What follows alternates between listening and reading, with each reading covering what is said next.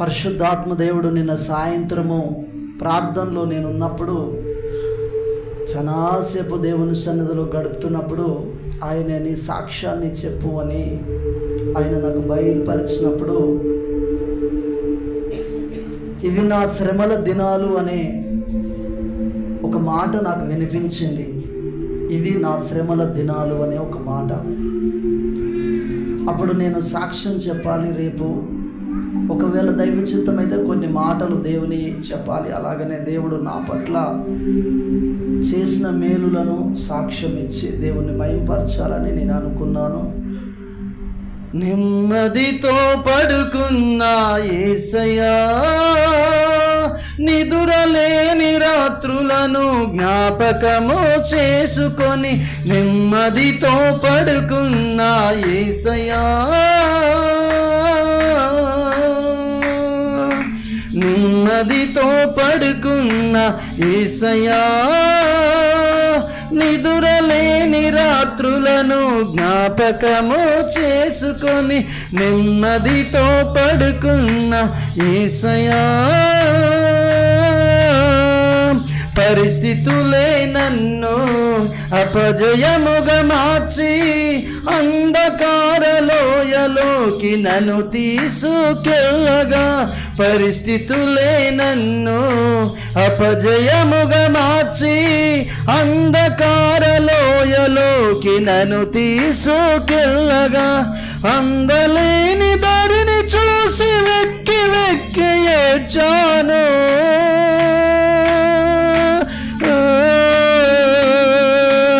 అందలేని దారిని చూసి వెక్కి వెక్కి ఏడ్చాను.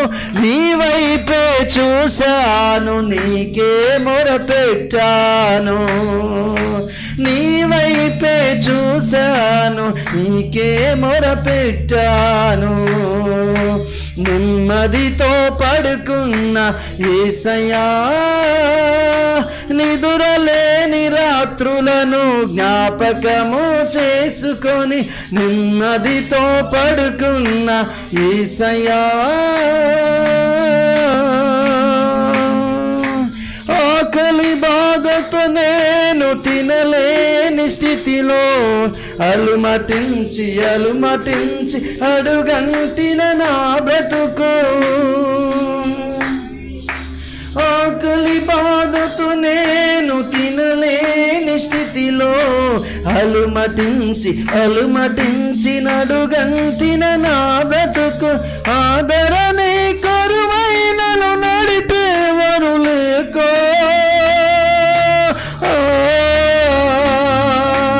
ఆదరణే కరువైనను నడిపేవారు లేకో, నీ వైపే చూశాను, నీకే మొరపెట్టాను. నీ వైపే చూశాను, నీకే మొరపెట్టాను. నెమ్మదితో పడుకున్న యేసయ్యా, నిదురలేని రాత్రులను జ్ఞాపకము చేసుకొని నెమ్మదితో పడుకున్న యేసయ్యా, ఊహించని పరిస్థితులు నా ఎదుటికి వచ్చినప్పుడు అందనంత దూరము నేను పారిపోవచుండగా, ఊహించని పరిస్థితులు నా ఎదుటికి వచ్చినప్పుడు అందనంత దూరము నేను పారిపోవచుండగా, మెల్లనైన స్వరముతో నాతో మాట్లాడి,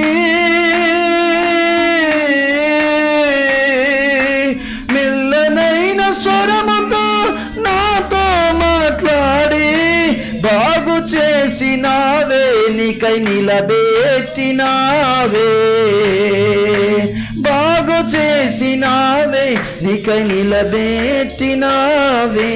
నెమ్మదితో పడుకున్న యేసయ్యా, నిదురలేని రాత్రులను జ్ఞాపకము చేసుకొని ఇప్పుడు నెమ్మదితో పడుకున్న యేసయ్యా. హల్లెలూయా. దేవుని పరిశుద్ధ నామానికి మహిమ కలుగును గాక. ఇప్పుడు నెమ్మదితో పడుకుంటున్నానండి. ఒకప్పుడు ఎన్నో రాత్రులు, నిద్రలేని రాత్రులు గడిపాను. 2015 నవంబర్ 23వ తారీఖు నుండేలి 2016 8వ నెల వరకు ఇంచుమించు 9 నెలలు ఎన్నో భయంకరమైన పరిస్థితులు నా ఫ్యామిలీలో మేము అనుభవించాం. నేను ఒక్కడినే కాదు, నా భార్య అనుభవించింది, నేను అనుభవించాను. మంచి కలలతో, మంచి దర్శనాలతో ఆ 2015 నవంబర్ 23వ తారీఖు రాత్రి ఇంచుమించు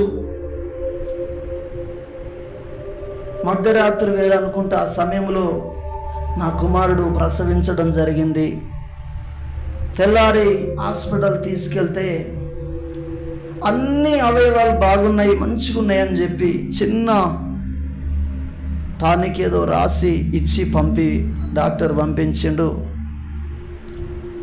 ఒక దైవజనుడు వచ్చి, జేమ్స్ అనే దైవజనుడు వచ్చి, పాశ్రమ వల్ల ఆత్మీయ తండ్రి నడిపించే వ్యక్తి ఆయనే, వారిని మాకు వివాహం వారి ద్వారానే దేవుడు జరిగించాడు.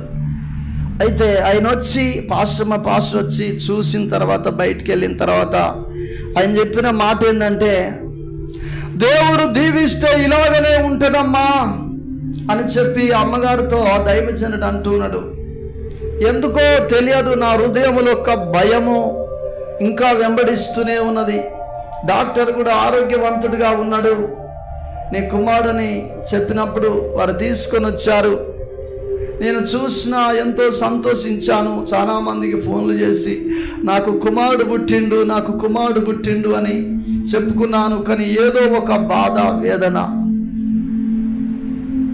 గూడూరు ప్రాంతంలో పరిచర్య చేస్తున్న దైవజనుడు గోపాల్ గారు తెల్లారొచ్చి వేరే స్థలంలో నా కుమారుడు పుట్టినరోజు కేక్ కూడా ఆయన కట్ చేసిండు. సంతోష్ పాల్ అనే పేరు కూడా తనకు అదే రోజు పెట్టడం జరిగింది. అయినా కానీ నా హృదయంలో ఒక బాధ, గుండె బరువెక్కిపోయినట్టున్నది. జరగబోయే విషయాన్ని దేవుడు నాకు తెలియచేయలేదు. కానీ ఆయనే 23వ తారీఖు పుడతదనంగా 14వ తారీఖు మధ్యరాత్రి దైవజనరాలు నాతో లేదు. నేను బెడ్ మీద పడుకున్నప్పుడు ఒక గొప్ప స్వరముతో, నాకు మొరపెట్టు, నేను నీకు ఉత్తరాన్ని ఇస్తానన్నాడు ఆయన. ఆ బెడ్ నుంచి టక్కున కింద పడిపోయాను. నేను భయం వేసింది, మోకరించి ప్రార్థించాను. ఆ మాట ద్వారా కుమారుడు భూమి మీదకి వచ్చిన తర్వాత అన్ని కార్యక్రమాలు బాగానే జరుగుతున్నాను. నా హృదయంలో ఒక బాధ, వేదన, సంతోషంగా పరిస్థితులు జరుగుతున్నాయి. మా మామ, మా అత్త అయితేంది, మా బామ్మారిది అయితేంది, మా సడ్డుకుడు అయితేంది, పిల్లలు అయితేంది, నా సొంత సహోదరుడు అయితేంది, మా వదిన అయితేంది, వారందరూ వచ్చి చూసి సంతోషించారు. 2 దినాలు అయిపోయింది. 3వ రోజు జ్వరం స్టార్ట్ అయింది. ఆ జ్వరం ఎంతకు తగ్గట్లేదు. టెస్ట్ చేస్తే పస్కలని తెలిసినాయి. పస్కలని తెలిసి బాక్స్లో పెట్టారు. ఎన్ని రోజులు పెట్టినా తగ్గట్లేదు. నేను ఉపవాసాలలో ఉండడం ప్రారంభించాను. అప్పటికి కొంతమంది దైవజనుల ద్వారా ఛత్తీస్గఢ్ నుండి ఒక దైవజనుడు వచ్చాడు. ఆ దైవజనుడికి హిందీ వచ్చు, కానీ తెలుగులో నన్ను పిలిచాడు, వీరయ్యా వీరయ్యా అని. నేనున్న స్థితిని బట్టి, నేనున్న మంచి స్థితిని బట్టి, దైవజనులకు నేను పరిచర్య చేసే విధానమును బట్టి వారు నన్ను పిలుస్తున్నారేమో దేవుని సేవకు అని చెప్పి నేను ఆలోచన చేశాను. ఇక్కడున్న రాజక్క కావచ్చు, ఇస్సాకన్న కావచ్చు, సారక్క కావచ్చు, గ్లోరీ కావచ్చు, వీరందరికీ తెలుసు. 10:30కు గూడూరులో ప్రార్థన ప్రారంభమైతే 9:30కే ఇక్కడ నుండి నేను అక్కడ 4 సంవత్సరాలు ప్రార్థనలో వాళ్ళతో సాహసం కలిగి ఉన్న వాళ్ళు 20 సంవత్సరాలు. ఈ 4 సంవత్సరములలో 1 సంవత్సరము తర్వాత 2 సంవత్సరాల తర్వాత కడమ 2 సంవత్సరాలలో 9:30కు నా ఇంటి దగ్గర నుండి మనబోతులగడ్డ నుండి గూడూరుకు పోయేసరికి 10 అయ్యేది, 2 నిమిషాలు తక్కువ 10. అర్ధ గంటలు అక్కడికి చేరుకున్నది. ఇక్కడ నుండి 14 కిలోమీటర్లు. 10 గంటలకు అక్కడికి చేరుకొని ఒక గృహములో చంద్రగూడెంలో ఒక ఇల్లు ఉండేది. ఆ ఇంట్లో అది పెద్ద ఇల్లు, ముందు ఖాళీగా ఉండేది, అక్కడికిక్కడి అంగడాలు.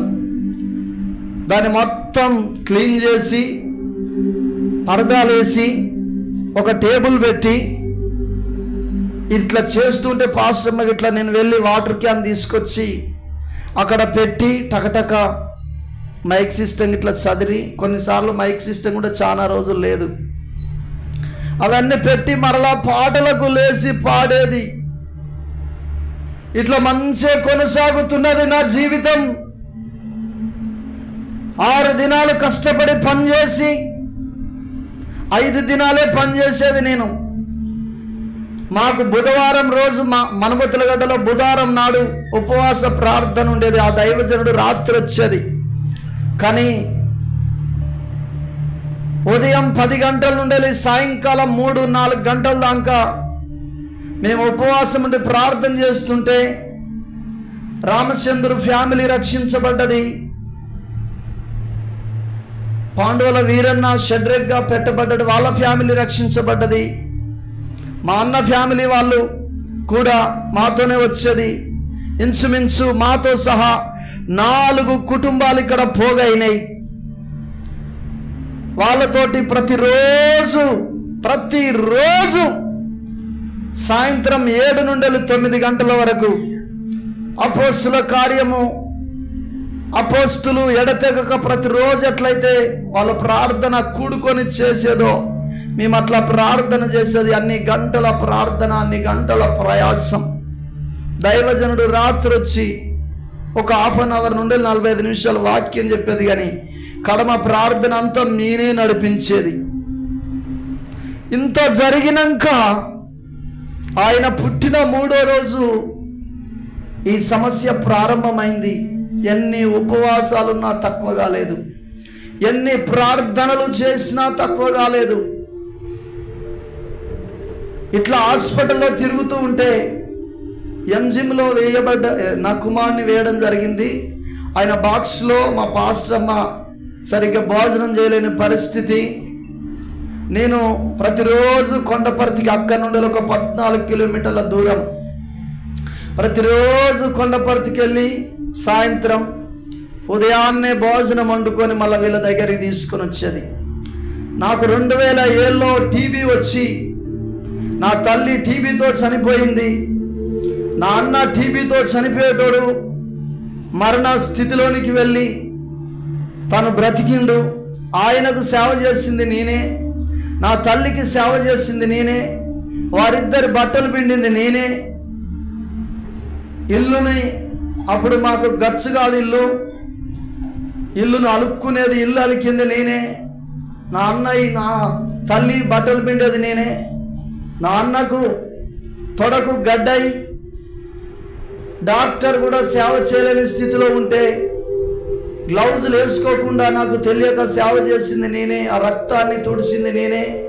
ఆ రక్తపు మరకలతో ఉన్న పాయింట్లనన్నింటినీ పిండింది నేనే. నా తల్లి భయంకరమైన టీబీతో ఉంటే అవగాహన లేక తను తిన్న పళ్ళెములో నేను తిన్నప్పుడు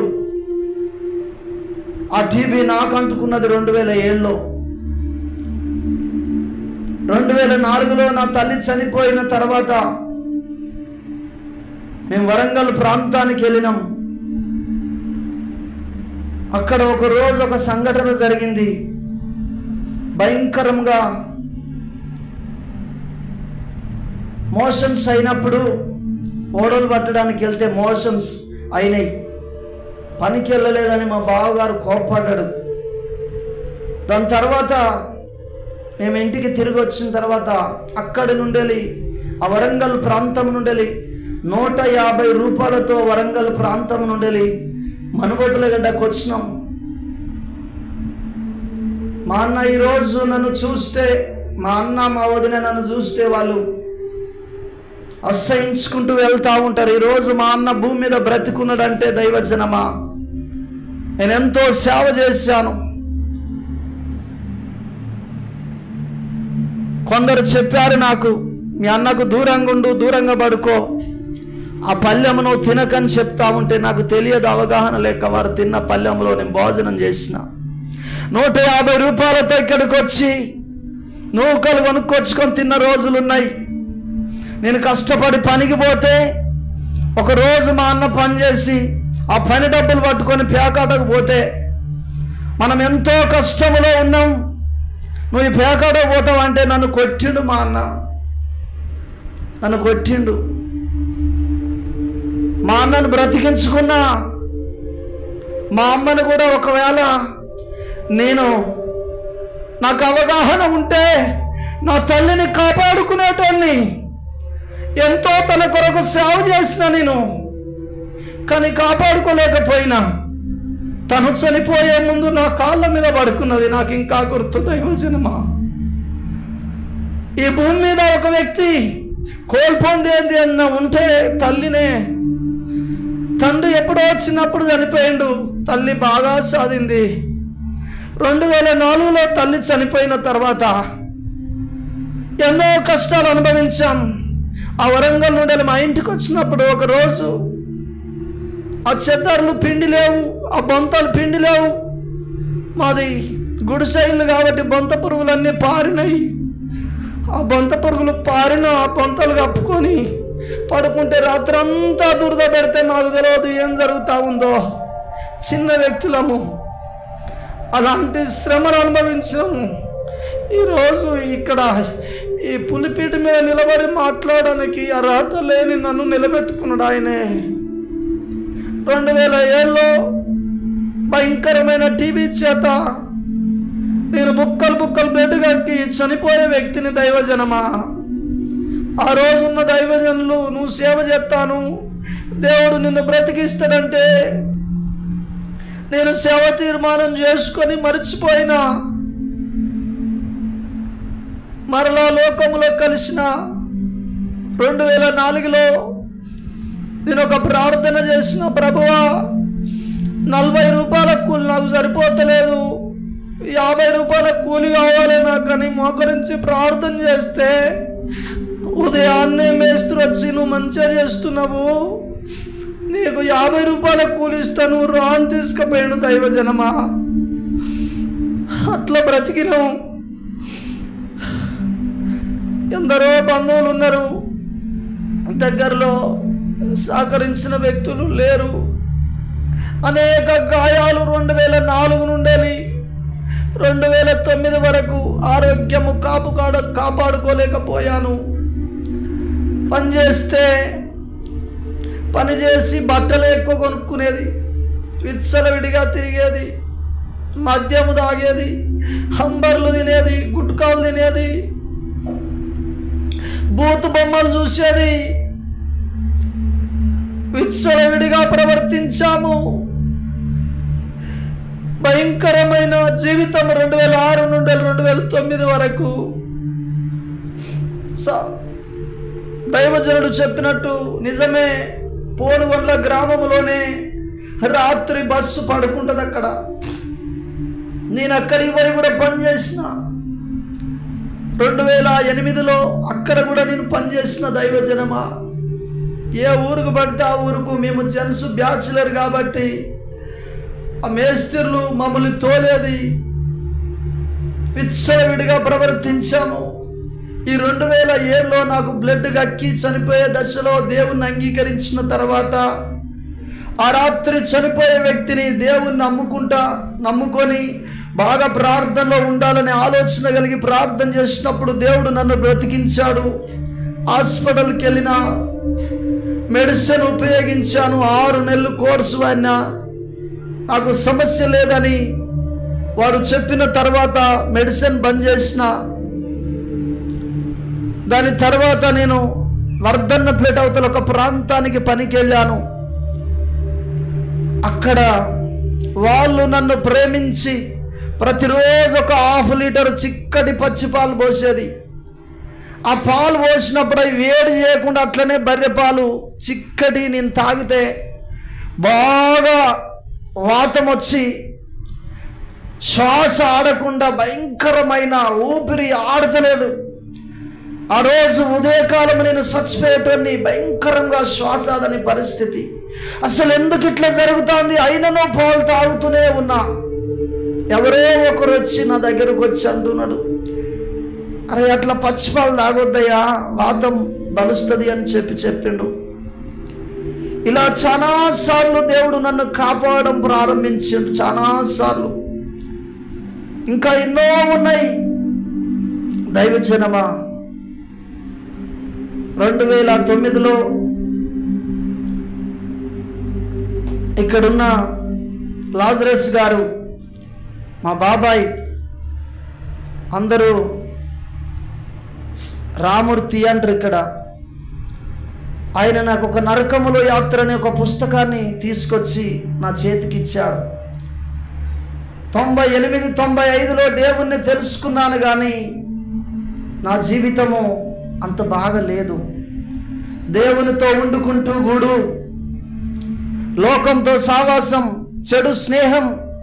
2008లో ఆడప్ శ్రీనివాస్ అన్న స్లాబించబడి చచ్చిపోయేటోడిని, ఇక్కడనే ఉన్నాడు మన మధ్యలో. చెడు సవాసాలలోనే నేను ఉన్నానప్పుడు. ఆ రోజు నేను చనిపోవలసిన వ్యక్తిని, నా నడుము విరిగిపోయేది. రోజు మీ ఎదుట నిలబడి నేను సాక్ష్యాన్ని పంచుకుంటున్నాను అంటే దేవుడు నన్ను కాపాడాడు. ఆ పుస్తకం ఇచ్చినప్పుడు నేను చదివాను, నేను ఇంకొక వ్యక్తి చదివాము. అతడు రక్షించబడలేదు, నేను రక్షించబడాను.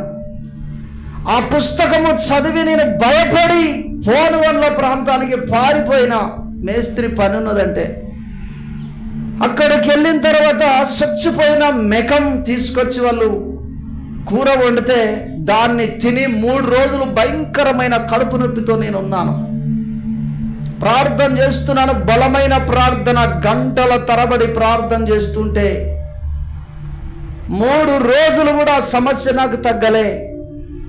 అసలు ఎందుకు ఇలా జరిగిందన్నప్పుడు దేవుడు తర్వాత నాకు బయలుపరిచిండు, నువ్వు అపవిత్రమైనది తిన్నావు, అందుకనే ఈ నొప్పిని భరిస్తున్నావు. దాని తర్వాత నేను కన్నీళ్లు విడిచి ప్రార్థన చేసినప్పుడు సామెతల గ్రంథములో నుండి ఆయన నాతో మొట్టమొదటిగా మాట్లాడి ఉన్నాడు, ఇల్లు విడిచిపెట్టు వాడు గూడు విడిచిపెట్టు తిరుగు పక్షితో సమానుడని. దేవుడు ఎప్పుడైతే మాట్లాడి ఉన్నాడు, ఆ స్థలం నుండి నేను మణబతులగడ్డ గ్రామానికి వచ్చినాక 15 రోజుల తర్వాత మా ఇల్లు కాలిపోయింది. ఇల్లు కాలిపోయి నేను వేసుకున్న డ్రెస్సు, దండెం మీద వేయబడిన బట్టలు, ఇడిసిన బట్టలు. నా 10th మేము మాకు మట్టి గాబు ఉంటుంది, ఆ మట్టి గాబులో బియ్యం పోసినాయి, దొడ్డు బియ్యం. దాని కింద నేను పెట్టిన 1800 రూపాయలు. అవి తప్ప ఇక ఏం మిగలలేదు, అన్నీ కాలిపోయినాయి. అయినను దేవుణ్ణి విడిచిపెట్టలే, విశ్వాసములో మేము ముందుకు వెళ్ళాం. కొద్ది దినాల తర్వాత దేవుడు నాకు ఒక దర్శనం చూపించినాడు, సంబంధం వచ్చినట్లుగా.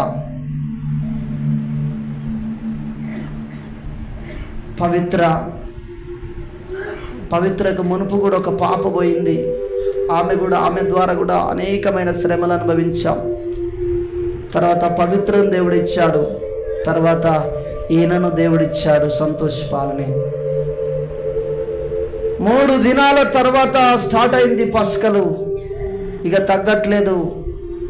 ఎందుకు తగ్గట్లేదు ప్రభువా అని ప్రతిరోజు ప్రార్థన చేస్తున్నాను, గంటల తరబడి జవాబు లేదు.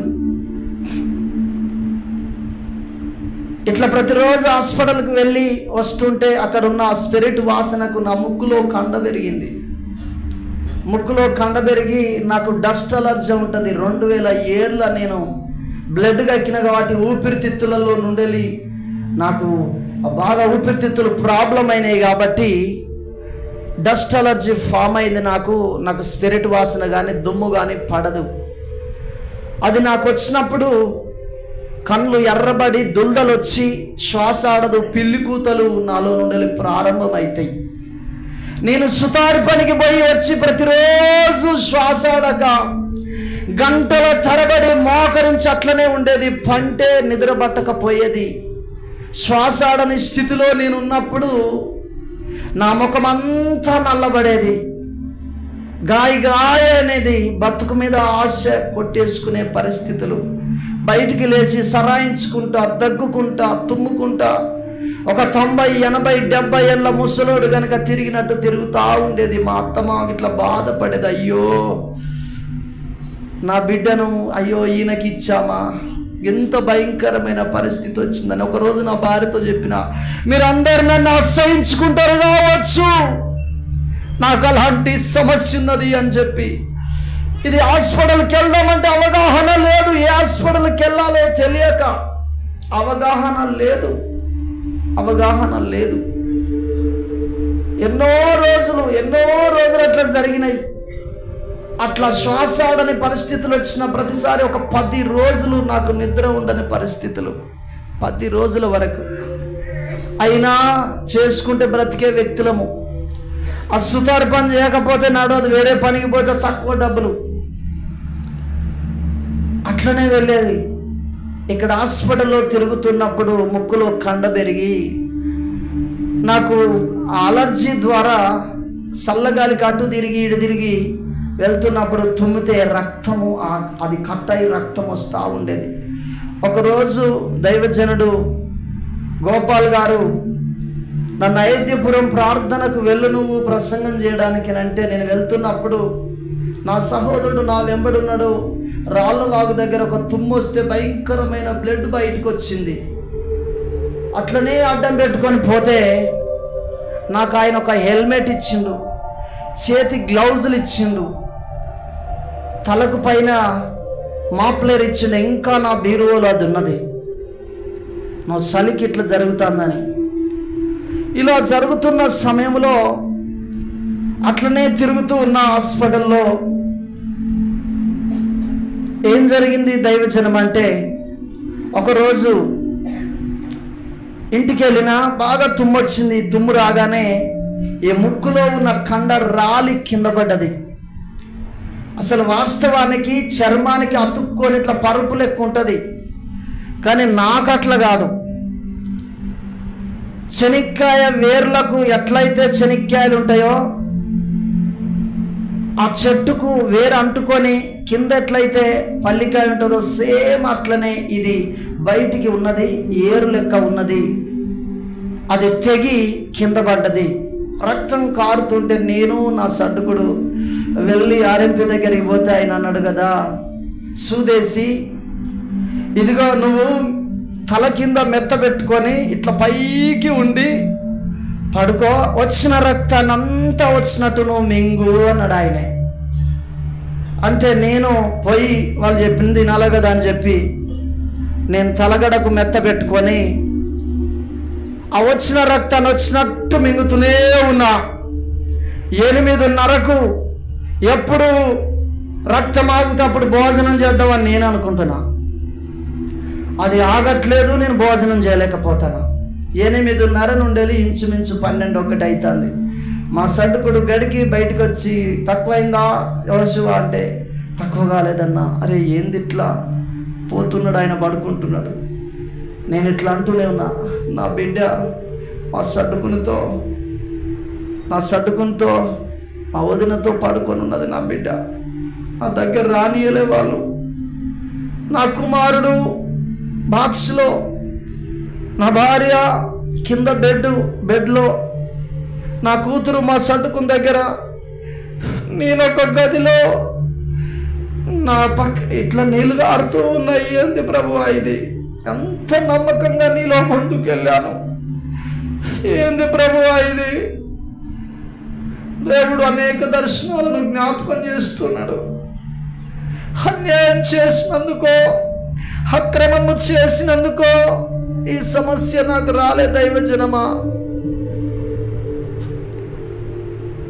నైట్ 12:30 అవుతున్నది, ఇంకా తగ్గట్లేదు అన్నప్పుడు అక్కడ నుండి 3 కిలోమీటర్ల దూరం ఉన్న ఒక దైవజనునికి ఫోన్ చేసి, పేరు జేమ్స్, అన్న ఎంజిఎం తీసుకుపోదాం, ఏమన్నా అవుతుందేమో, రక్తం పోయి అని అంటే అతను వస్తుండగా మింగడం ప్రారంభించి శ్వాస ఆడట్లేదు, ఊపిరితిత్తులన్నీ రెండిపోయినాయి, రక్తము లోపలికి వెళ్ళి గడ్డగట్టింది, దగ్గుతే ఎంతెంత గడ్డలు బయటికి వెళ్తున్నాయి, రక్తపు గడ్డలు, పేద తట్టుపత్తేసి అక్కడ కక్కుతూ ఉంటే అదంతా రక్తమే, భయంకరమైన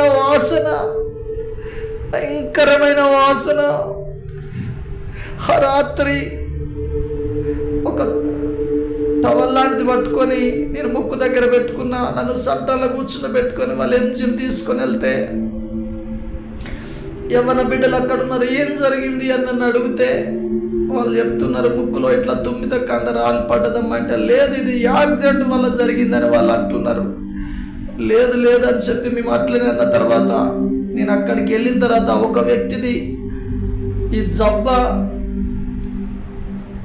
ఊసిపోయి పక్కకున్నది, ఆయన పక్కకు పడుకున్నాడు. వాళ్ళు ప్రయాణం చేస్తుంటే చీకట్లో పక్కెమట్టుండాలి, వేరే ఏదో వ్యాను గుద్దిందట, ఈ జబ్బ ఊసిపోయి పక్కకున్నది, భయంకరమైన రక్తము, అది నా కళ్ళు తిరిగినట్టు అయింది. అప్పుడు వాళ్ళ యవనస్తులు నన్ను పడుకోబెట్టి నా ముక్కుల నిండా పెద్ద దూదులు చుట్టి అందులోనికి నెడితే ముక్కు గుండా శ్వాస ఆడట్లేదు, నోటి గుండనే శ్వాస తీయడం పరిస్థితి. నన్ను బెడ్ మీద పడుకోబెట్టినది, ఇది ఆగిన తర్వాతనే నువ్వు వెళ్ళాలని చెప్పి వాళ్ళు నాకు చెప్పడం జరిగింది. ఆ రాత్రంతా నాతో వాళ్ళు ఉన్నారు. వాళ్ళిద్దరు అనుకుంటున్నారు ఇది ఆగకపోతే చచ్చిపోతాడు కావచ్చు అని. ఆ మాట నాకు వినపడినప్పుడు వాళ్ళతో చెప్పిన, నేను చచ్చిపోనన్నా, హల్లెలూయా, నేను చచ్చిపోనన్నా, దేవుడు నన్ను బ్రతికిస్తాడు, ఆయన సేవ కొరకు నన్ను వాడుకుంటాడు అని వారికి చెప్పిన. అంత రక్తం పోతుంటే కూడా నాకు వాళ్ళు టెస్ట్ చేస్తే, బీపీ చెక్ చేస్తే నా బీపీ నార్మల్ వచ్చింది. ఎంత గొప్ప దేవుని ప్రభువు అనుకున్న నేను. హల్లెలూయా, దేవుని పరిశుద్ధ నామానికి మహిమ కలుగునుగాక. ఇది జరిగిన తర్వాత నాకు ముక్కు ఆపరేషన్ జరిగింది దైవజనమా. అక్కడ నుండి నీలోఫర్ హాస్పిటల్కి వెళ్ళిన తర్వాత అప్పటికే 3 రోజులకు ఒక్కసారి భోజనం చేస్తున్నాను నా కొడుకు బాగుపడాలని. నీలోఫర్ హాస్పిటల్కి వెళ్తే 2-3 రోజులు నేను అక్కడుంటే నా కడుపులో భయంకరమైన ఫుడ్ పాయిజన్ అయింది, తలకాయ అంతా ఇంత ఉబ్బినట్టు అయింది. ఇక నేను ఉండలేనమ్మా అని చెప్తే మా అత్త, నువ్వు వెళ్ళయ్యా, నువ్వు ఇక్కడ ఉండకు అని చెప్పి తోలితే నేను ఇంటికి వచ్చిన. దైవజనరాలు ఒక నిరీక్షణ లేని వ్యక్తిగా హాస్పిటల్లో తిరుగుతూనే ఉంది. అప్పటికి 23 రోజులు ఎంజిఎంలో ఉన్నది.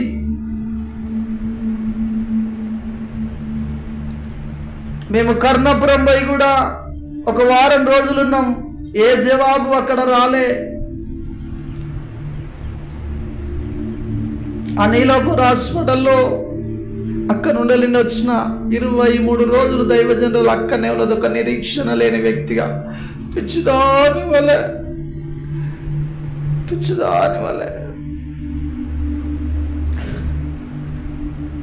ఎన్నో శ్రమలు. ప్రతిరోజు ఒక బాటిల్లో నీళ్లు తీసుకొని, ఒక బియ్యం బస్తా తీసుకొని ఆ కొండపర్తి ప్రాంతంలో ఉన్న గుట్టకు వెళ్ళి ఉదయం పోయి సాయంకాలం దాకా దేవుని వైపు చూసి ప్రార్థన చేసి చేసి చేసి అలసిపోయి వచ్చేది. ఆ 23 రోజులు అయిపోయిన తర్వాత కొద్దిగా బాగానే ఉండి ఇంటికి తీసుకొచ్చి ఉన్నారు. తెచ్చినాక 2 రోజులకే మరలా ప్రారంభమైంది అదే సమస్య. మరలా ఎంజిమ్కి వెళ్ళినాం. అక్కడ ఒక 23 డేస్ దాకా మరలా ఉండడం జరిగింది. ఇంకా అనేకము తిరిగినాం. ఆ మధ్యలోనే మా బామ్మార్ది పెళ్లి పెట్టుకుంటే, మా బామ్మార్ది పెళ్లిలో మాకు సంతోషం లేదు. నా సహోదరుడు వచ్చి అక్కడికి వచ్చి అంటాడు కదా, ఏం రా నీ లైఫ్, నీ లైఫ్ ఇట్టయిందేందిరా, తాగి నాతో పలుకుతున్న మాట, తమ్ముడా నీకు ఇంత కష్టం వచ్చింది ఏందిరా అని చెప్పి అనలేదు. కానీ తను మాట్లాడుతున్న మాట, ఏమిరా నీ లైఫ్ అని ఇంకా గుండెను గాయం చేసి, నిరీక్షణ లేదు, ఇక నేను బాగుపడతానని నేను అనుకోలేదుగా. విశ్వాసము కోల్పోయే పరిస్థితి వచ్చినప్పటికీ దేవుడు దర్శనాలను జ్ఞాపకం చేస్తున్నాడు. అప్పటి వరకు బ్రతకాలనే ఆశ ఉండే, కానీ అప్పటి నుండి నేను చేసిన ప్రార్థన ఏంటంటే, ప్రభువా ఇప్పటి వరకు నా కొరకు, నా కుటుంబం కొరకు నేను బ్రతికిదామని నేను నా తల్లి, నా తండ్రి నా చిన్నప్పుడే నా చెయ్యి వదిలిపెట్టి వారి కోరికలకు వారు బానిసలై వారు వెళ్ళి, వారు కోరికలకు వారు బానిసలై వారు వెళ్ళి వారు బాగా తిని తాగి వారు చనిపోయారు. కానీ నేను అలా, నా కూతురుని అలా చేయొద్దు, నా భార్యను అలా చేయొద్దని 5 దినాలు కష్టపడి పనిచేసి 2 దినాలు, ఒక దినం ఇక్కడ ఫాస్టింగ్ ఉండి ఒక దినము మందిరానికి వెళ్ళి వచ్చేది. ప్రతి విషయంలో ప్రథమ ఫలం ఇచ్చేది. నేను 2 సంవత్సరాలు కట్టుకున్న చిట్టి డబ్బులకి వెళ్ళి కూడా దేవుని సన్నిధికి ఇచ్చిన. ఆయన అన్యాయం చేయలే, ఆయన న్యాయమే చేసిండు. హల్లెలూయా. అంత భయంకరమైన పరిస్థితులలో నేను ముందుకెళ్ళాను దైవజనమా. ఇక నేను అనుకున్న ఒకటే, ఇప్పటి వరకు నేను నా కుటుంబం కొరకు నేను బ్రతికాను, కానీ ఇక మీదట నీ కొరకు బ్రతుకుతా. నా అంతటా నేను చచ్చిపోతే నరకానికి పోతా, నాకు నీ పరలోకం కావాలి. ఇదే నా ముగింపు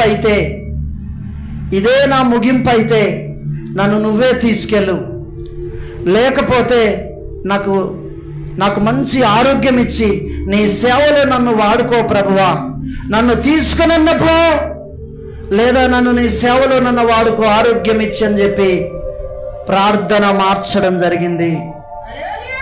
ప్రార్థన మార్చి ఇట్లా 3 నెలలు ప్రార్థన కంటిన్యూ చేస్తూనే ఉన్నా. హల్లెలూయా. ఎన్నో రోజులు ప్రార్థన చేస్తుంటే ఎక్కడ కూడా జవాబు చూడలే. ఒక్క మాట కూడా నాకు వినపల్లే దేవునిది, ఒక్క మాట కూడా వినపల్లే దేవునిది. నా కొరకు ఎంతమంది ప్రార్థన చేశారో, ఎంతమంది చేయలేదో, నేనున్న స్థితిని బట్టి, నేనున్న పరిస్థితులలో నేను అది గ్రహించలేదు. కానీ దైవజనమా, మా బామ్మారిది పెళ్లి పెట్టుకున్నారు, ఇంకొక వారం అయితే వివాహం. పాస్టమ్మకు దేవుడు ఒక దర్శనాన్ని చూపించాడు. ఏంటంటే, ఆమె ఈ భాగంలో ఒక తొండ ఇక్కడ నుండి పైకి ఎక్కినట్టు వచ్చిందట. 2 రోజులకే తనకు కంచిక ప్రారంభమైంది. కంచిక ఇక్కడ నుండి మొదలు పెడితే ఇదంతా కంచిక, భయంకరమైన సులుకుపోట్లు, మంటలని ఏడుస్తున్నది. అప్పటికే నా కొడుకు మంచిగా లేక భయంకరమైన ఏడుపు, 24 గంటలు ఏడుసుడే తగ్గులేదు. మా అక్క, మా వదిన వారిద్దరూ చూడడానికి వచ్చి రాత్రంతా నా కొడుకు ఏడ్చే విధానాన్ని చూసి పొద్దుగాలనే వాళ్ళు లేచి వెళ్ళిపోయారు. అంతే. ఎట్లున్నాడు నీ కొడుకు, ఏం తింటున్నారు, ఎక్కడికి వచ్చారు, ఎట్లున్నావు తమ్ముడా అని ఫోన్ చేసి అడిగినోడు లేడు. రాత్రంతా అట్లా జరిగింది కదా, అయ్యో మా తమ్మునికి ప్రతిరోజు ఇట్లా జరుగుతుందని అడిగినోళ్ళు లేరు. యోబు శ్రమలలో ఉన్నప్పుడు ఎవడు దగ్గరికి రాలే. యోబు బాగుపడిన తర్వాత యోబు దగ్గరికి వచ్చి అంతలేసి ఏడుస్తున్నారట. కష్టములో ఉన్నోడు స్నేహితుడు దైవజనమా. పాపం మా అత్త అయితే, మా బామ్మారిది, మా అత్త, మేం చేయబట్టి నష్టపోయారు వాళ్ళు. నా కుటుంబం కొరకు వారు ఎంతో నష్టపోయారు. మా అత్త అయితే నిరీక్షణ లేని వ్యక్తిగా 24 గంటలు నా బిడ్డ పిచ్చుదవుతుందేమో, ఇదివరకు ఒకసారి నా బిడ్డ పిచ్చిదయి బాగు చేసుకున్నావు, నీ సేవ కొరకు ఇస్తారని చెప్పిన కదా యేసయ్యా. ఏడ్చి ఏడ్చి ఏడ్చి ఏడ్చి దారలు పోయేది నా కొరకు, ఎంతగానో ఏడ్చింది. నిరీక్షణ కోల్పోయే పరిస్థితులు ఎదురైనాయి, ఆయనను ఓపికతో ముందుకెళ్ళాం. చివరికి మా బామార్ది పెళ్ళి అయిపోయినాక కొద్ది రోజుల తర్వాత మా అత్తమ్మ అన్నది కదా, అయ్యా ఈ ఇల్లన్న మార్దం పట్టరాదు, ఒకసారి మనబూతల గడ్డకు పోదాం పరాదు అని చెప్పి అంటే సరే అని చెప్పి మనబూతల గడ్డకు తీసుకురావడం జరిగింది. నేను అప్పటికే అల్సర్ సమస్య చేత భోజనం తినలేకపోతున్నాను. ఒక్కసారి నేను అన్నం తింటే 45 నిమిషాలు పడుతూ ఉన్నది. ఇది సంఘములో ఇంతకుముందు పంచుకున్నా. ఒక్కొక్క అన్నం ముద్ద గట్టిగా పిసుక్కొని చిన్న వయసులో వివాహం చేసుకున్న నా భార్యను, నా కూతుర్ని వదిలిపెట్టి నేను చచ్చిపోకూడదని కేవలం బ్రతకడం కొరకే ఒక్కొక్క ముద్ద పిసుకొని నోట్లు పెట్టుకొని నీళ్ళు తాగేది. కొన్నిసార్లు నేను అనారోగ్యంతో ఉన్నప్పుడు నేను వర్క్ వెళ్ళి ఇంటికి వచ్చిన తర్వాత నేను దగ్గి గిలాసులలో ఉంచుడు పట్టేది, ప్రార్థన డిస్టర్బ్ కావద్దని. మొన్న నర్సంపేటలో ప్రతిరోజు వెళ్ళి వస్తున్నాము ఒక క్యాన్సర్ పేషెంట్ దగ్గరికి ప్రార్థన చేయడానికి. ఆ అమ్మాయి గిలాసులల్లో ఉంచుడు పడతా అంటే నేను ఉంచుడు పట్టిన స్థితి గుర్తొస్తూ ఉన్నది. నేను కూడా అట్లా గిలాసులలో ఉంచుడు బట్టి పక్కకు పెట్టి ప్రార్థన చేసేది, డిస్టర్బ్ కావద్దని. ఎన్నో శ్రమలున్నాయి, ఎన్నో కష్టాలు, ప్రతిదీ దెబ్బలతోటే నా జీవితము కొనసాగింది దైవజనమా. అందుకనే ఆయన టైటిల్ ఇవి నా శ్రమలు అని పెట్టు అంటున్నాడు ఆయన.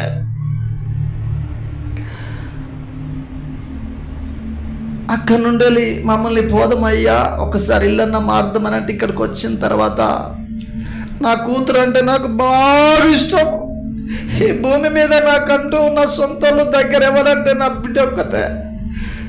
మా అత్తమ్మ ఆమెను ఈయనను ఎక్కడ చూసుకుంటుంది నా బిడ్డయ్యా అని చెప్పి నా కూతుర్ని తీసుకొని పోతూ ఉంటే నేను ఖానాపురం దాటి పెట్రోల్ బంక్ దాకా నా బిడ్డను చూసుకుంటూ ఏడ్చుకుంటూ అంత దూరం పోయి ఇక పోనీ అని చెప్పి ఇంటికి వచ్చిన. ఎంతో ఇక మాకు నిరీక్షణ లేదు అని చెప్పి ఓదార్పు లేనంతగా బ్రతికినము దైవజనమా. ఇక్కడికి వచ్చిన 11 రోజుల తర్వాత నా కుమారుడు ప్రభువులో నిద్రించిండు. దాని తర్వాత ఇక నేను బ్రతకను, నా కుమారుడు చనిపోయిండు, నేను ఎందుకు బ్రతకాలి, నా కొడుకు పనికిరాని వ్యక్తిగా చేయబడి చనిపోయిండు కదా ప్రభు అని ఎంతో ఏడుస్తూ నన్ను తీసుకుపో అనే ప్రార్థన చేస్తూ ఉన్నా. అది వర్షాకాలం అయినందుకు ఇంటికాడ ఉంటే నాకు ఉండబుద్ధి అయితే లేదు, అంతేటట్టున అనిపిస్తుందని దైవజనరాలు నేను నాటుకుపోతా అని చెప్పి అన్నది. నా కూతురు మీద బాధ అనిపించి రమ్మంటే మరలా నా కూతుర్ని తీసుకుని వచ్చిర్రు. వచ్చిన తర్వాత ఆమె అంగన్వాడికి పోతున్న సమయంలో ఈమె నాటుకుపోతానని పోయింది. 2 రోజులే చేసింది, 3 రోజులు చేయలేకపోయింది. నా కూతురుకు మధ్యాహ్నం భోజనం చేపిద్దామని నేను స్కూల్లోకి పోతే అప్పటికే సరి అయిన భోజనం చేయక నెలల తరబడి అవుతుంది. కాబట్టి ఒక ఎండిపోయినట్టు నా శరీరం అయింది. నడవలేకపోతున్నాను, నిలబడలేకపోతున్నాను. ఈ భయంకరమైన సంఘటనను బట్టి హాస్పిటల్లోనే నాకు ఇంకొక సమస్య ప్రారంభమైంది. ఏంటి ఆ సమస్య అంటే, షుగర్ ఉన్న వ్యక్తి 5 నిమిషాలకు ఒకసారి మూత్రం ఎట్లయితే పోస్తాడో అదే విధంగా మంచినీళ్ళు తాగుడే ఆలస్యం, మూత్రం పోవడం. 5-10 నిమిషాలు కాక మునిపే మూత్రం రావడమే. ఇట్లా పోసి పోసి పోసి పోసి ఎన్నుపూస గుంజుకొచ్చి 5-10 నిమిషాలు కూడా నిలబడలేకపోతున్నాను. ఇంత నిలబడని పరిస్థితులు. అప్పటికే 45-50 వేల రూపాయలు అప్పయింది. ఎందుకంటే నేను సంపాదించుకున్న డబ్బు పోయింది, ఇంకా 50,000 45,000 అప్పయింది. ఈ అప్పు ఎట్లా తీరపాలి? నా భార్య ఎట్లున్నది, నేనెట్లున్నా, నా బిడ్డ అని చెప్పి భయంకరమైన టెన్షన్. మా చిన్నమ్మ వచ్చి అంటుంది, అయ్యా ఏ తల్లి అయినంటది, ఏ వ్యక్తి అయినా అంటారు నేనున్న స్థితిలో వచ్చి అంటున్నది, అయ్యా ఎక్కడ నన్ను అడిగించుకరానా? అప్పుడన్నా నేను సావనైనా చస్తాను కానీ దీనికి నేను అంగీకరించనని చెప్పిన. నేను చచ్చిపోనన్నా చచ్చిపోతా కానీ నేను దీనికి అంగీకరించంటే సరయ్యా నువ్వేమంటావు అని చెప్పి నేను అంటున్నా. నువ్వు అట్లా చెయ్యవని నాకు తెలుసు బిడ్డ, ఇంత కష్టం వచ్చరా నీకు అని చెప్పి తను కూడా ఏడ్చింది. సాయంత్రం అవుతుందంటే భయం, రాత్రి అవుతుందంటే భయం, ఒక భయం ఎవరో నన్ను తరిమినట్టు. తెల్లవారుతుందంటే 3 గంటలకే మెలకొచ్చి గుండెలో ఏదో బరువేసినట్టు భయం, అగుళ్ళు గుబుళ్ళు భయం. ఎంత వ్యాధనంటే తట్టుకోలేని పరిస్థితులు. నా కూతురికి భోజనం తినిపించడానికి నేను స్కూల్కి వెళ్తే ఆమె చిన్నపిల్ల కాబట్టి దగ్గర రా నాన్న అంటే తను అటు ఉరుకుతుంది ఇటు ఉరుకుతుంది. ఆమెను తీసుకురావడానికి కూడా శక్తి లేదు. ఇంకా నాకు అది గుర్తున్నది. చిన్న పిల్లలను ఇంకా పక్కకుంటే వాళ్ళని పిలిచి వారితో నా బిడ్డను పిలిపించుకొని భోజనం చేసిన గంట ఆగిన తర్వాత నేను నాటేస్తుంటే నేను వెయ్యలేకపోయినాయా, నేను వెయ్యలేకపోయినా, నాకు వాంతులు వచ్చినా నేను వచ్చినా అని చెప్పి ఆమె వచ్చింది. తర్వాత నైట్ అంటాను ఆమె, అయ్యా నేను మా అమ్మోళ్ళ ఇంటికి 4 రోజులు పోయిరానా అంటే పోయిరాపు అని చెప్పి తనకు చెప్పిన. చెప్తే తెల్లారి 2 రోజుల తర్వాతనేమో వాళ్ళ అమ్మోళ్ళ ఇంటికి వెళ్ళిపోయింది. అప్పుడు నేను ఒంటరిగానే ఉన్నాను. దేవుని సన్నిధిలో ప్రార్థన చేస్తున్నాను, ప్రభువా నీ సేవ కొరకే నన్ను పిలిచినట్లయితే, నీ సేవలో నన్ను వాడుకునేది నిజమే అయితే ప్రభువా, ఇక నా కొరకు నేను బ్రతుకా, నీ కొరకు నేను బ్రతుకుతా. నీకు నచ్చినట్టు నన్ను నడిపించు. నా ఆలోచనలు, నా నిర్ణయాలు, నా ఉద్దేశాలన్నీ తొలగించు. నీ ఉద్దేశమే నా జీవితంలో నెరవేర్చు. నీకు నచ్చినట్టు నడిపించు నన్ను. నా నిర్ణయాలన్నీ దూరపరచు. నా బిడ్డని ఇలాంటి చదువు చదివియాలని, ఇల్లు కట్టుకోవాలని, నా భార్య పిల్లలను మంచిగా పోషించాలని నేను కన్న కలలు అనేకములున్నాయి. వాటన్నింటినీ దూరపరచు. ఇక మీదట నేనేం చేయాలో చెప్పు అని చెప్పి ప్రార్థన చేస్తూ ఉంటే ఉదయము ఒకరోజు వాక్యము ద్వారా నాతో దేవుడు మాట్లాడుతూ ఉన్నప్పుడు యెషయా గ్రంథం 1వ అధ్యాయము 19వ వచనములో నుండి ఆ వాక్యమును దేవుడు నాకు చూపెడతా ఉన్నాడు. మీరు సమ్మతించిన మాట వినిన ఎడల భూమి యొక్క మంచి పదార్థాలు మీరు అనుభవిస్తారు అని దేవుడు ఆ వాక్యము ద్వారా నాతో మాట్లాడితే 10 దినాలు దేవుని సన్నిధిలో ప్రార్థన చేశాను. ప్రతిరోజు దేవుని సన్నిధిలో నడుము ఆసకపోతే సాష్టాంగపడి ప్రార్థన చేసేది దైవజనమా. ఒకరోజు ఉదయకాలము దేవుని సన్నిధిలో నిజంగా చెప్తున్నాను, ఉదయకాలము అప్పటి వరకు నేను అనుభవించిన శ్రమలన్నీ ఒకవేళ దేవుడికి చాలు సువర్ణంగా మార్చి ఉన్నాను నా కుమారుణ్ణి అని అనుకున్నాడో ఏమో. ఉదయం 9 గంటల ప్రాంతంలో నేను పనికి వెళ్దామని వెళ్ళే సమయంలో ఆయన నాకు ఒక టానిక్ను చూపెట్టిండు. ఒక టానిక్ని నేను నాకు అల్సర్ సమస్య వచ్చినప్పుడు, గ్యాస్ అల్సర్ సమస్య వచ్చినప్పుడు కడుపులో పైపేసి చూస్తే ఏమి లేదని చెప్పిండు. కానీ సమస్య నేను అనుభవిస్తున్నాను. ఆ సమస్య తట్టుకోలేక నేను మెడిసిన్ వేసుకోగా టెన్షన్కు మూత్రం అంటూ వచ్చేది, కిడ్నీలు స్కానింగ్ తీశారు, పొట్ట, ఇవన్నీ జరుగుతూనే ఉన్నాయి. అదంతా అయిపోయిన తర్వాత దేని ద్వారా తక్కువగా లేక భర్త సత్య అనుకొని దేవుని పైన ఎప్పుడైతే ఇక నువ్వు చెప్పినట్టు వింటా, ఇక నీకు నచ్చినట్టుంటా. యోనా, బైబిల్లో యోనాను చూసినట్లయితే దైవజనమా, యోనా భూమి మీద ఉన్నప్పుడు, ఆరోగ్యంగా ఉన్నప్పుడు, ఆయనను నినివే పొమ్మంటే ఆయన తర్షీసు వేరొక మార్గం గుండా వెళ్తున్నప్పుడు యోనాను ఆయన సముద్రములో పెద్ద గాలిని పంపించి సముద్రం ఉప్పొంగుతున్న సమయంలో, ఓడ బ్రద్దలవుతున్న సమయంలో యోనాను తీసి వాళ్ళు అందులో వేయడం జరిగింది సముద్రములో. చాప కడుపులోనికి వెళ్ళిన యోనా చేస్తున్న ప్రార్థన ఏంటంటే, ఇప్పటి వరకు నా సొంత నిర్ణయ ప్రకారం నడుచుకున్న, సొంత ఆలోచన ప్రకారము నేను తర్షీసుకు వెళ్తున్నా, కానీ నీ మాట వింటా, నువ్వు చెప్పినట్టు వింటా. శ్వాస ఆడతలేదు యోనాకు. చాప కడుపులో ఒక గాలి బుగ్గ ఉంటుందండి దైవజనమా, దేవుడు దాన్ని బయలుపరిచాడు. చాప కడుపులో ఎలా ఉండగలిగి ఉన్నాడని నేను ఆలోచన చేస్తే, గాలి బుగ్గ ఒకటి ఉంటుంది చాప కడుపులో. ఏ చాపకైనా ఉంటుంది. ఇది పెద్ద చాప. 3 దినాలు ఆయన అందులో ఉండడానికి గాలి బుగ్గలోనికి దేవుడు పంపించి అక్కడ ప్రార్థన చేయించిండు.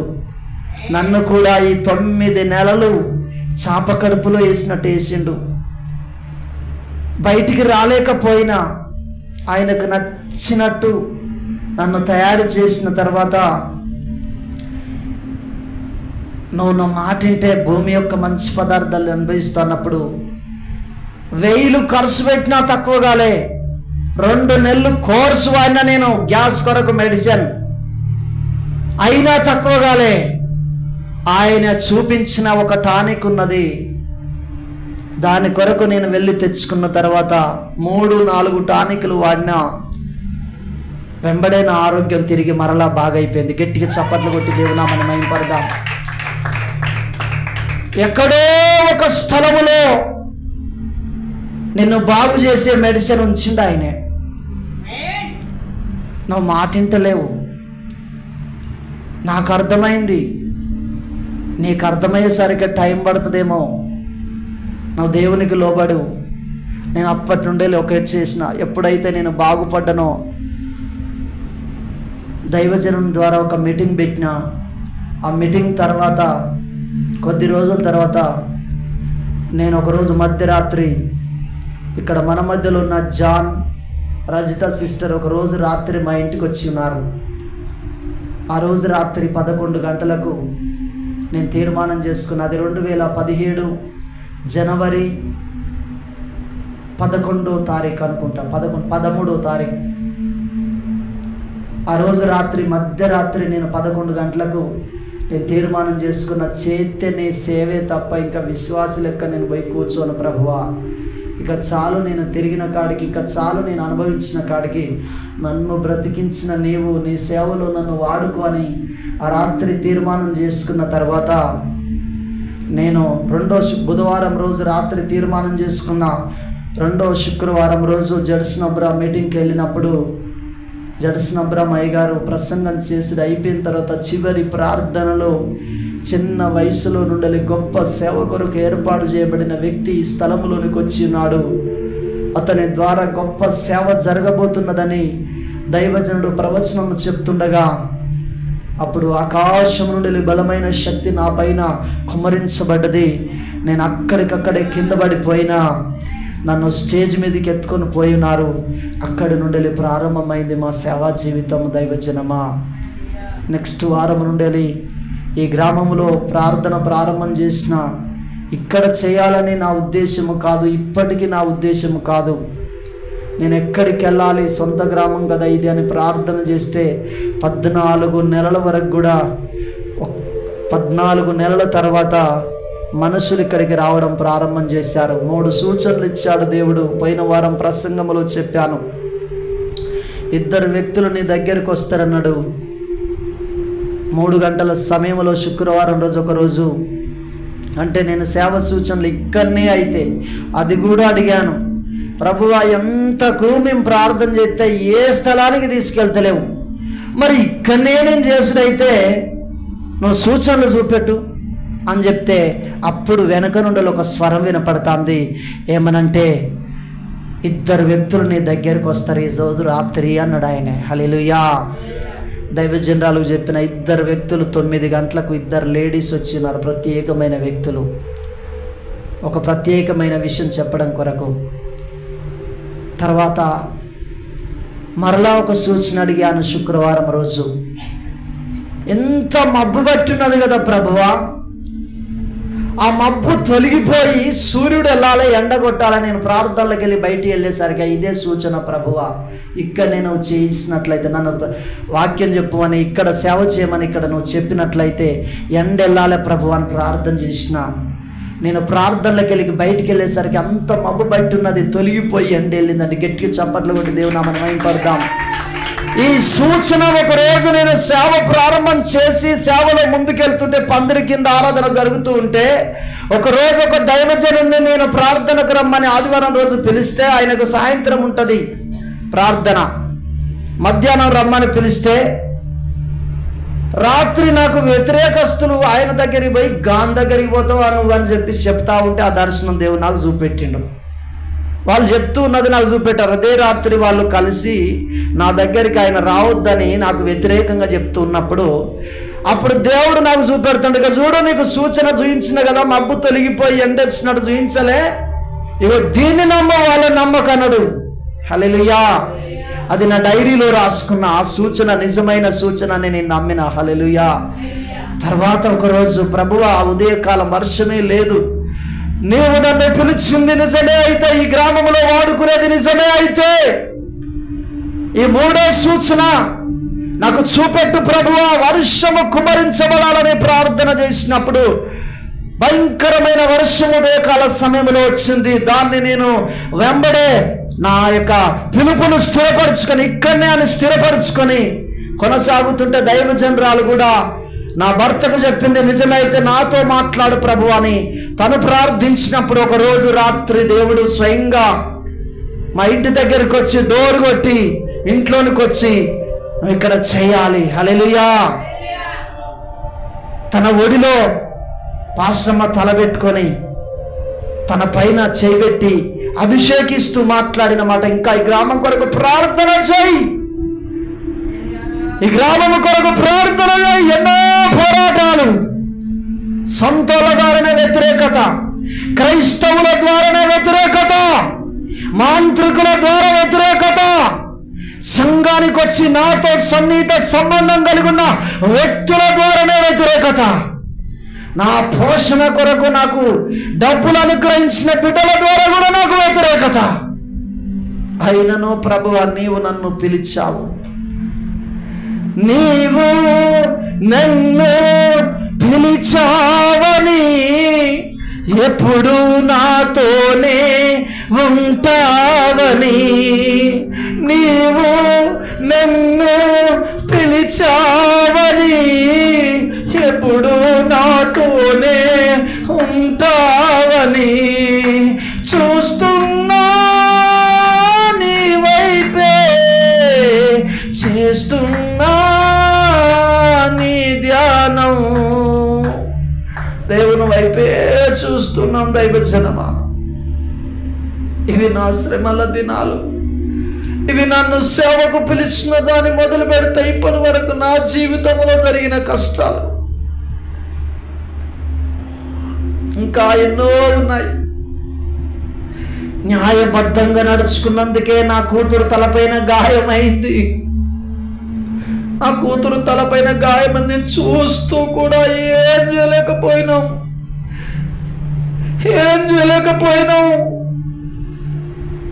దేవుని కొరకు మా కోపాన్ని అణుచుకున్నాం. మాట్లాడవలసిన సమయం కొరకు వేచి చూస్తున్నాం. ఎన్నో ఉన్నాయి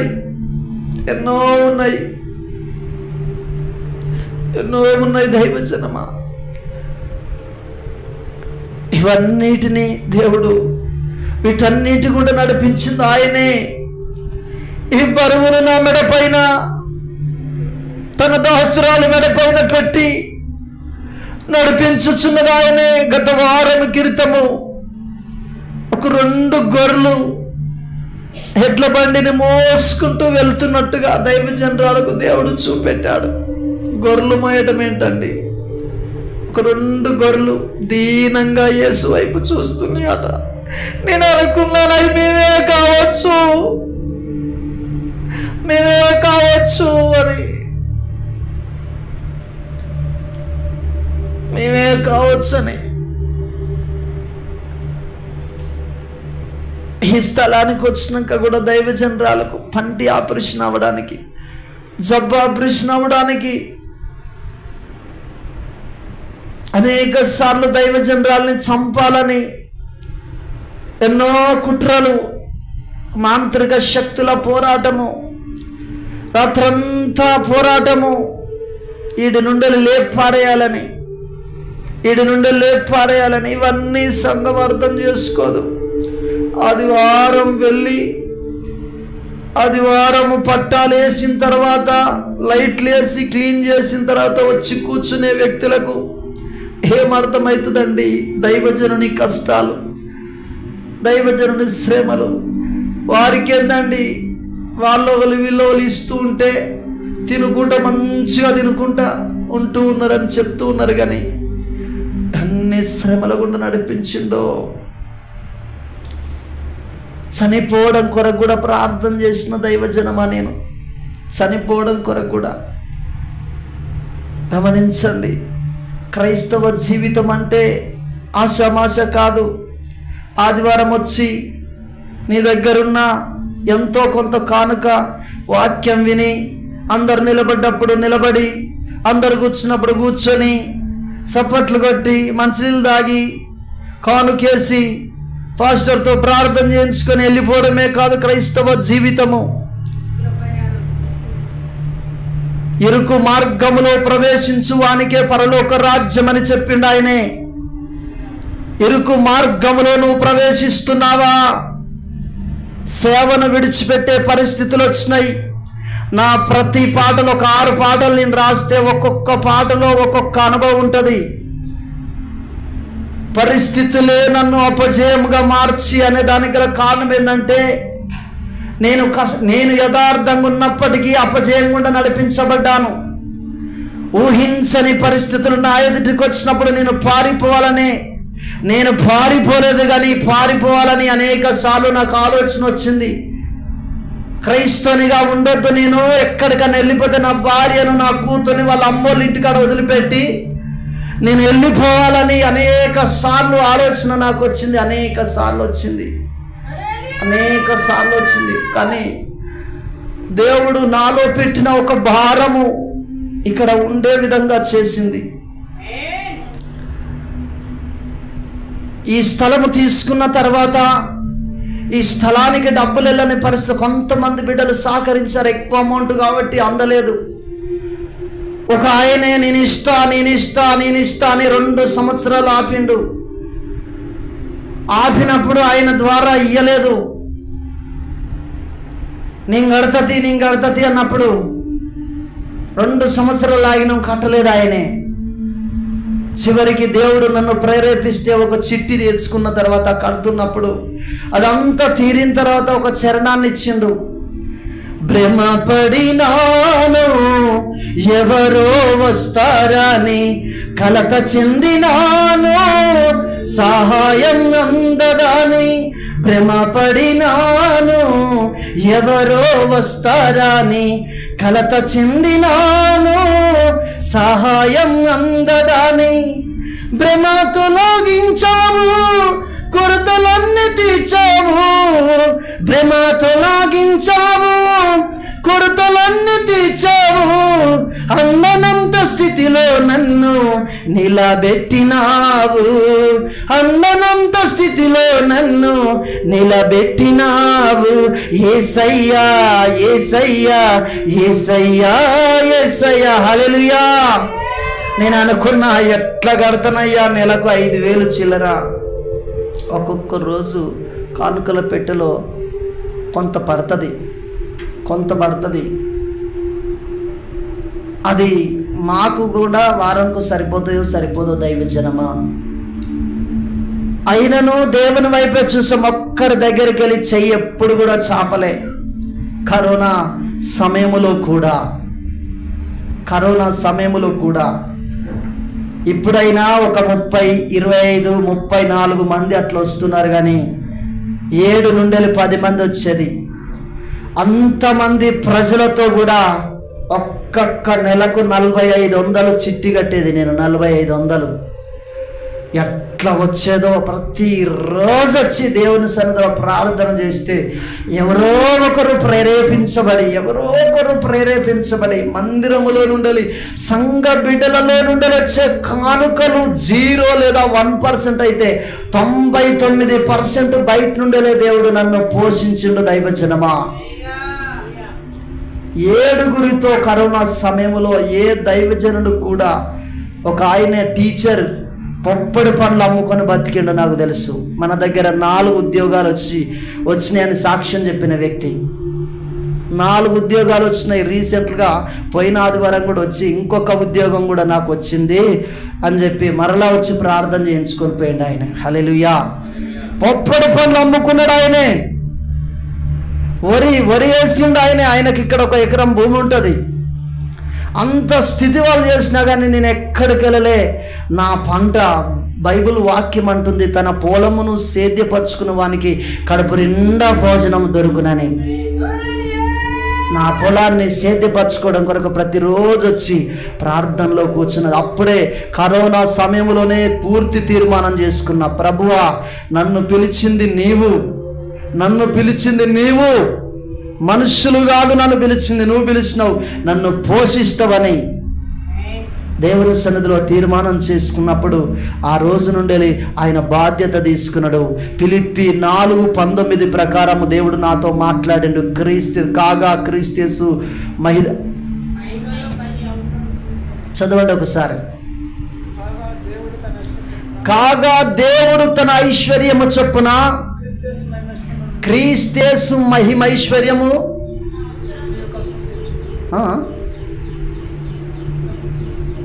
క్రీస్తేసు మహిమలో నీ ప్రతి అవసరము తీర్చునని అక్కడ ఉంటుంది. ఈ మాటను మాట్లాడి ఆయనే ఎట్లా పోషించేదంటే అద్భుతమైన పోషణ. ఒకరోజు 40 రూపాయల కానుక పడ్డది. 40 రూపాయలు కరోనా సమయంలో. ఇంటికి పోగానే డాడీ మమ్మీ నాకు చికెన్ కావాలని పవిత్ర అన్నది. 40 రూపాయలతోటి చికెన్ వస్తుందా? పాశ్రమ విశ్వాసంతో ఒకటి వలికింది మాట, ఇవాళ నువ్వు తప్పకుండా చికెన్ తింటావు బిడ్డ అన్నది. బయటికి వెళ్ళుడే లేదా, ఎక్కడి నుండి వస్తుంది? 40 రూపాయలే ఉన్నాయి. హల్లెలూయా. కొంత సమయం తర్వాత పవిత్రకు ఇంట్లో ఉన్న బొమ్మలు చదువుడు అలవాటు ఉంటుంది. పవిత్రకు మీ ఇళ్ళకి వస్తే బొమ్మలు చదవనీయకండి. హల్లెలూయా. ఒక క్యాసెట్లో పెట్టే ఉంటుంది, ఇప్పటికి ఉన్నది అది మా ఇంట్లో. ఆ పెట్టెలో నేను జడ్సన్ అబ్రహాం మీటింగ్కి పోయి ఎప్పుడో అప్పుడు డబ్బులు తీసుకునేది. అయితే ఎప్పుడో ఒక 100 రూపాయలు ఆ తెల్ల పేపర్లో పెట్టి అందులో వేసిన నాకు గుర్తులేదు.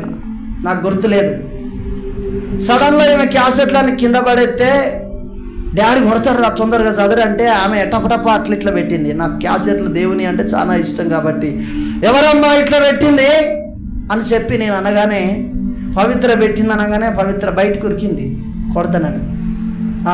దాని తర్వాత నేను తీసి అన్ని కిందేసి చదువుతూ ఉంటే తెల్ల పేపర్లో 100 కనపడతాను. గట్టిగా చప్పట్లు కొడతాను. దాన్ని ఇట్లా తీసి చూడంగానే నా చేతులు వణుకుతాను. హల్లెలూయా. చూడు ఎంత అద్భుత కార్యం చేసిండు దేవుడు. హల్లెలూయా. కేరేతు వాగు దగ్గరికి కాకితో ఆహారాన్ని పంపించిండు ఆయన. ఈ పేపర్లో 100 రూపాయలు దేవుడిచ్చిండండి. హల్లెలూయా. గంటన్నర తర్వాత ఇప్పటికీ నా డైరీలో ఉంటుంది, రాసుకొని ఉన్న. మీరు చూడండి, లేని వార్త పుట్టించడానికి శ్రమ అని దేవుని వాక్యం సెలవిస్తుంది. గంటన్నర తర్వాత ఒక దైవజనుడు ఫోన్ చేసి, మీ అకౌంట్కు 1000 రూపాయలు పంపిస్తా, ఇదే సత్యవేదన్ గారు, మీ అకౌంట్కు 1000 రూపాయలు పంపిస్తా, మీ అకౌంట్ నెంబర్ చెప్పండి అని చెప్తే దాంట్లోనికి పంపించడం జరిగింది. వచ్చిన కానుక ఎంత? చర్చిలా దేవుడు నాకు ఇచ్చింది ఎంత? 1140 రూపాయలు ఇచ్చింది. గట్టిగా చప్పట్లు కొడదాం. ఒక్కొక్క నెల అట్లా దేవుడు పోషించిండు. అట్లా 3 సంవత్సరాలు కరోనా ఉంటే 3 సంవత్సరాలలో నాకు 600 దశంభాగం వచ్చేది. అప్పుడు 600. ఇప్పుడు దేవుడు ఎక్కువనే ఇస్తూ ఉన్నాడు. హల్లెలూయా. దేవుని పరిశుద్ధ నామానికి మహిమ కలుగునుగాక.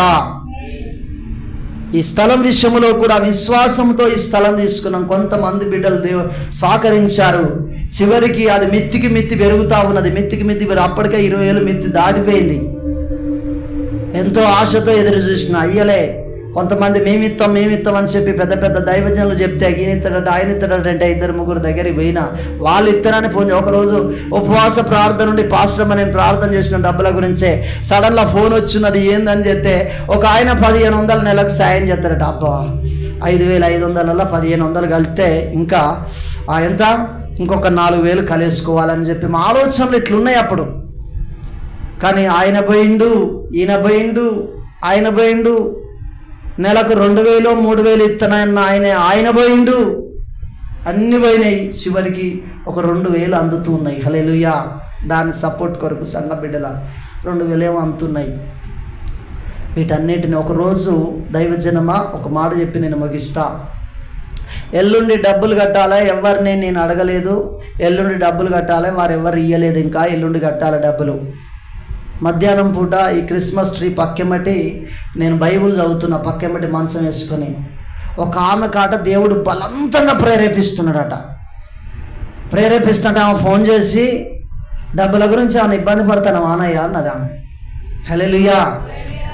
అంటే నేను ఎల్లుండి 5,000 కంటే ఎక్కువ కట్టాలి నేను డబ్బులు అన్నా. అవునా? అందుకనే నా దేవుడేమో బాగా నీకు ఫోన్ చేయి డబ్బులు అంటాడు, నన్ను ప్రేరేపిస్తాడని చెప్పి ఆమె చెప్పగానే అమ్మా నాకు ఎల్లుండి ఇట్లా డబ్బులు కావాలి, నిజంగా 5,500 పైన నేను కట్టాలమ్మా అని చెప్పి అంటే రా తీసుకపోదు అని అన్నది. అప్పు కాదు. హల్లెలూయా. నా చేతిలో కానుక పెట్టి పెట్రోలు పోయించి ఆ డబ్బులు కూడా ఇచ్చి నాతో ప్రార్థన చేయించుకుని గట్టిగా చప్పట్లు కొట్టి దేవుని నామమున మహిమపడతాం. ఈ డబ్బుల కొరకు నేను తిరుగుతూ ఉన్నప్పుడు ఒక ఆయన డబ్బులు ఇస్తానంటే ఆ ఇప్పించినోడు కూడా ఒకడు ఈ ఇచ్చిన డబ్బులకి వెళ్ళి దశంభాగం తీసుకున్నాడు. 1,500 ఇస్తానని 1,300 ఇచ్చిర్రు. 1,300 ఇప్పించిన వాళ్ళు దశంభాగం తీసుకున్నారు. అయ్యో మీరు ఎట్లా తీసుకుంటారని వాదనకు దిగిన పాస్టర్లల్లా దిగితే వాళ్ళు లేదు మీ ఇప్పితే మళ్ళీ మమ్మల్ని ఇట్లా అంటావా అని అంటే నేను ఇంటికి వచ్చినాక మనస్తాపానికి గురై ఒక దైవజనుడికి ఫోన్ చేసి నా కష్టాన్ని చెప్పుకొని బాధపడి ఇంత దారుణంగా ఉంటారా ప్రభువా, నేనే కష్టములో ఉన్నా నా కష్టములో కూడా ఒక వ్యక్తి నన్ను గాయపరిచే విధంగా చేసినని ఆ రాత్రి నేను ప్రార్థన చేసి కన్నీళ్ళు విడిచి సొక్కిపోయి పడుకున్నప్పుడు దైవజనురాలకు దేవుడు దర్శనాన్ని చూపించిండు. అప్పటి వరకు ఒక 4-5-6 నెలలు అవుతుంది చిట్టికి ఇబ్బంది పడి ఒక్కొక్క నెల 2,000 3,000 4,000 ఇబ్బంది పడి తెచ్చి కడుతున్నా నేను. అప్పుడు ఆ రాత్రి దర్శనంలో జడ్సన్ అబ్రాహం గారి మీటింగ్కి మేము వెళ్ళినమాట. ఆయన ప్రసంగం చేసిన అయిపోయిన తర్వాత అందరికీ ప్రార్థన చేస్తూ ఉంటే నన్ను మాత్రం పక్కకు నెడతా, నాకు మాత్రం చేస్తలేడట. అప్పుడు ఏందయ్యా మా పాస్టర్ గారు ముందొస్తే వెనక పోతాను నాకు ప్రార్థన చేయి అంటే అప్పుడు నిశ్చయముగా నేను నిన్ను ఆశీర్వదిస్తున్నాను, రహస్య స్థలములలో మరుగైన ధనాన్ని నీకు ఇస్తాను అని చెప్పి ఆయన నా తలపైన చేపెట్టి నన్ను ఆశీర్వదించడం జరిగిందట. దాని తర్వాత నువ్వు నాకు ప్రార్థన చేయ అంటాడట. హల్లెలూయా. నువ్వు నాకు ప్రార్థన చేయ అంటున్నట జడ్సన్ అబ్రాహం గారు. అది అయిపోయిన తర్వాత ఇక మరుసటి నెల నుండి దేవుడు అద్భుతముగా ప్రతి నెల దేవుడు పోగు చేసిండు, డబ్బులు అవి కట్టడం జరిగింది. ఆ శ్రమలలోనే ఆ పాట ఆచరణాన్ని రాయడం జరిగింది. హల్లెలూయా. దేవునికి స్తోత్రం, దేవుని నామానికి మహిమ కలుగునుగాక. ఇలాగ దేవుడు తన సేవలో మమ్మల్ని స్థిరపరిచి ఈరోజు ఈ స్థితిలో ఉంచిండు. దైవజనమా, ఇప్పటికీ మన చర్చిలో ఉన్న ఒక్కొక్క విశ్వాసిని పిలుచుకొని నా గురించి చెడుగా చెప్తున్నారు క్రైస్తవులే. అయితే నేను అనుకున్నా ఇప్పటి వరకు బాధపడుకుంటున్నా, కానీ పొద్దుగాల కూడా పాస్టర్ అమ్మతో అన్నా వాడు నన్ను దీవించాలని నా గురించి చెడుగా చెప్తాను, నువ్వు బాధపడకని చెప్పిన పొద్దుగాల. గట్టిగా చప్పట్లు కొడదాం. నా దీవెన కొరకే నా గురించి ప్రయాసపడుతుండ ఆయనే. అతను అనని దావీదు కష్టములు నడుచుకుంటూ వెళ్తున్నప్పుడు అట ఒకడు దుమ్మెత్తిపోతాడట, రౌతులతో కొడుతుందట. దావీదు పక్కమటి ఒక్కొక్కడు 30,000 మందిని, 20,000 మందిని, 10,000 మందిని చంపిన వ్యక్తులు కూడా ఉన్నారు. చిటికేస్తే పోయి వాడిని కత్తికోకుండా చేసి వస్తారు దావీదు చిటికేస్తే. కానీ దావీదు మౌనంగా ఉండి అంటాడు కదా, అతడు తిట్టినందుకు దేవుడు నన్ను దీవిస్తాడయ్యా, నా దీవెన కొరకు అతనితోటి దేవుడు నన్ను తిట్టిస్తాను, తిట్టనీయ రాదు, తిట్టేది నన్నే కదా అని చెప్పి అన్నాడట. హల్లెలూయా. ఎవడైతే తనను తిట్టిండో, ఎవడైతే రాళ్లతో కొట్టిండో వాడే దావీదు జయం పొందిన తర్వాత కాళ్ళ మీద వచ్చి పడి వాంచను, దండం పెడతా, కాలు మొక్కుతా అని చెప్పి అంటుండట. గట్టిగా చప్పట్లు కొడదాం. నన్ను చూసి నవ్విన చోటే నా తలపైకెత్తినావే, నన్ను దూషించిన చోటే దీవించినావే. నన్ను చూసి నా తలపైకెత్తినావే, నన్ను దూషించిన చోటే దీవించినావే. ఖ్యాతినిచ్చి ఘనతనిచ్చి మంచి పేరు నాకిచ్చావే, ఖ్యాతినిచ్చి ఘనతనిచ్చి మంచి పేరు నాకిచ్చావే. శాశ్వతమైన కృపతో నన్ను నడుపుచున్నావే, నేను ఓడిపోనయ్యా, నా పక్షానుండగా నేను కృంగిపోనయ్యా, నీవు నాతో నుండగా నేను ఓడిపోనయ్యా, నా పక్షానుండగా నేను కృంగిపోనయ్యా, నీవు నాతో నుండగా. నేను ఏడ్చిన చోటనే మనసారా నవ్వెదా, నేను ఏడ్చిన చోటనే మనసారా నవ్వెదా, నేను పడిన చోటనే ప్రభు కొరకై నిలిచెదా, నేను పడిన చోటనే ప్రభు కొరకై నిలిచెదా. హల్లెలూయా. ఒక వ్యక్తి పడిపోవాలన్నా, ఒక వ్యక్తి నిలబడాలన్నా అది యెహోవా వశమై ఉన్నది.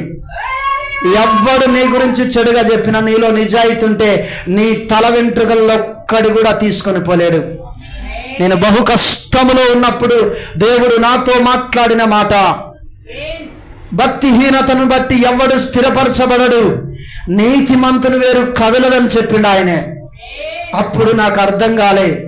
నేను సేవలోనికి వచ్చి ఆరోగ్యం పొందుకొని సేవలోనికి వచ్చిన తర్వాత నేను స్థిరపడతా ఉంటే, ఆహా, నేను కష్టములో ఉన్నప్పుడు నాతో మాట్లాడింది, నువ్వు యథార్థవంతునివి, నువ్వు నమ్మకస్తునివి, నువ్వు నా యందు భయభక్తులు కలిగి జీవించినావు బిడ్డ, నిన్నట్లా నేను చెడిపోనిత్తా, నిన్నట్లా నేను నాశనం చేస్తా బిడ్డ, నిన్ను ఉన్నతమైన స్థానంలో నిలబెడతా. హల్లెలూయా. ఆ మాటలను దేవుడు నాకు జ్ఞాపకం చేసిండు. భక్తిహీనులాట చెడ్డవారికి దొరకు దోపుడు సొమ్మును అపేక్షిస్తారట, కానీ నీతిమంతుని వేరు చిగురిస్తుందని బైబిల్లో రాయబడ్డది. నువ్వు నామకార్థమైన క్రైస్తవునిగా జీవించినట్లయితే నువ్వు ఒకరోజు కూలిపోతావు సుమా, నువ్వు ఒకరోజు కూలిపోతావు. జాగ్రత్త. క్రైస్తవునిగా ఉండి అబద్ధం ఆడుతున్నావు కావచ్చు, క్రైస్తవునిగా ఉండి నువ్వు మందావుతున్నావు కావచ్చు, క్రైస్తవునిగా ఉండి నువ్వు చెడు చూస్తున్నావు కావచ్చు, చెడు చేస్తున్నావు కావచ్చు, చెడుగా జీవిస్తున్నావు కావచ్చు, వ్యభిచారం చేస్తున్నావు కావచ్చు, భూత బొమ్మలు చూస్తున్నావు కావచ్చు, ఏది చూస్తున్నావో జాగ్రత్త, జాగ్రత్త, జాగ్రత్త. నువ్వు నమ్మకంగా ఉండి నిన్ను గంజిల ఈగను తీసేసినట్టు నిన్ను తీసేస్తున్నారా, నువ్వు నమ్మకంగా ఉన్నా ఒకరోజు నిన్ను ఘనపరుస్తాడు దేవుడు. గట్టిగా చప్పట్లు కొడదాం.